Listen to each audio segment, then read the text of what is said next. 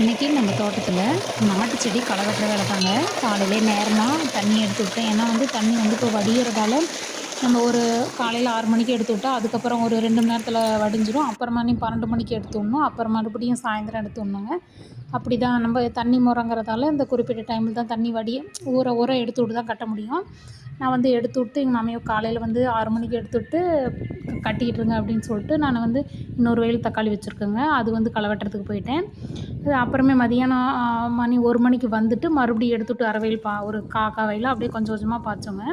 அப்புறம் எப்படியோ சாயந்தரம் மணி 6 மணிக்குள்ளே எப்படியோ ஒரு வயலும் பாய்ச்சாச்சு. புளிச்சக்கீரையும் வளர்ந்துக்கிட்டாங்க.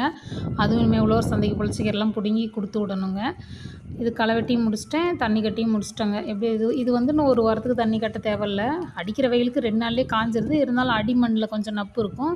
நம்ம ஒரு வாரத்துக்கு களை வெட்ட தேவையில்ல. எங்கள் மாமியார் உழவர் சந்தைக்காக சிறுகீரை பிடிங்கிட்டு இருக்காங்க. நான் தண்ணி கட்டிகிட்ருக்காங்க. ஓகே, பாய்.